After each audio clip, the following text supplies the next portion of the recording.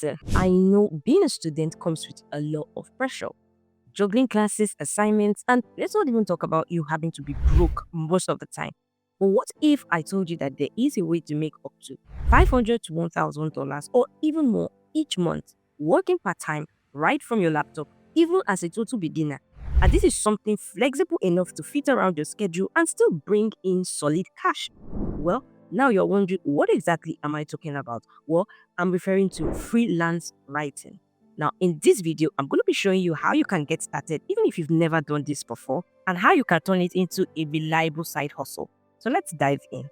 Now, what exactly is freelance writing? Well, it's basically where you get paid to write stuff for people. For example, like blog posts, articles, social media content, or even product descriptions. Now, you're not tied down to a single company, which is what the word freelance means. So you are your own boss. You choose who you want to work with and when you want to work. Now, here is how it works. Here's the breakdown.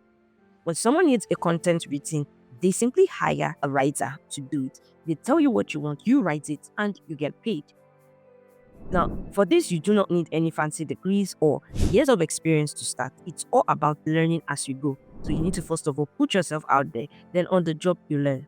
Plus, it's super flexible and you can literally work from your dormitory, you can work at home, or even between classes.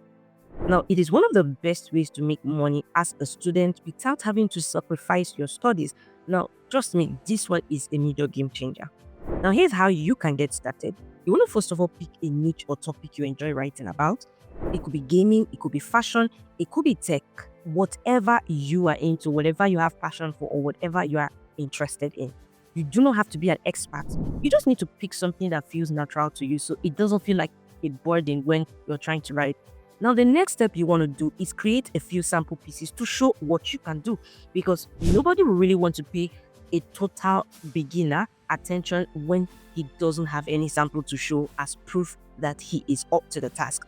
So as a beginner, what you want to do is you want to start by writing blog posts. You can write social media captions, product descriptions, email newsletters, reviews, or even school-related content like summaries or essays, just to have like a portfolio. You want to start with something you are comfortable with. So when you do that, that will be your portfolio on how good you are on your work. And for this, you absolutely do not have to be a professional writer to get started.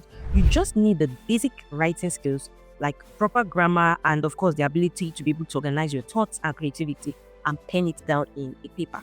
Now, for better writing, AI has made things super easy. Now, you can leverage on tools like Grammarly for help with grammar and clarity, and also tools like ChatGPT, Jasper AI, which can give you ideas and help structure your content. However, I would suggest that you do not fully rely on AI 100% because the beauty in offering these services is in your unique creativity or in your unique construction of your thoughts and ideas. So you can use AI to help, but AI shouldn't do strictly the whole of the work for you. Now, when it comes to finding jobs, there are plenty of beginner-friendly freelance platforms. I've talked a lot on Fiverr and of course sometimes on Upwork, and you can also leverage on specific job boards like ProBlogger. I believe you can start by offering very low rates. All you want to do is get yourself out there, build a reputation, get as much reviews as you can, and before you know it, when more jobs start coming in, you can then increase your prices. But one of the best ways to get clients, I'm just going to be straight up with you, is cold pitching. You're a freelancer, you're going freelancing. Your best bet is literally cold pitching. Now, what is cold pitching? You literally know a small business or you search up for a small business online, maybe on Instagram, or you have a website to a small business. You simply go there, check out for their email or check out for any of their social media handles, and you simply send them a cold pitch introducing yourself and how you can help improve their content. Of course, you want to show some of your writing samples. And of course, you make sure to keep it simple but professional. That way, when people stumble upon your message or your email and they check out your work and they appeal to your creativity, then they can message you and from there you can secure or close a client that way. Now, as a newbie, once you are able to land any client through cold pitching, be sure to route their offer through freelance platforms which you have already created. So if you have already created a Fiverr platform or an Upwork platform, ensure to share your Upwork or Fiverr profile link to them so they can make you an offer via the platform, because freelancing platforms like that help to cover freelancers against scams and unpaid effort. Now, as a beginner, you could start charging around $20 to $50 per article, depending on its length and complexity, or you can charge like $0.05 to $0.1 per word, because there are clients that will not pay per article, but they would pay per word. So depending on whichever you want, you can decide to put your pricing that way.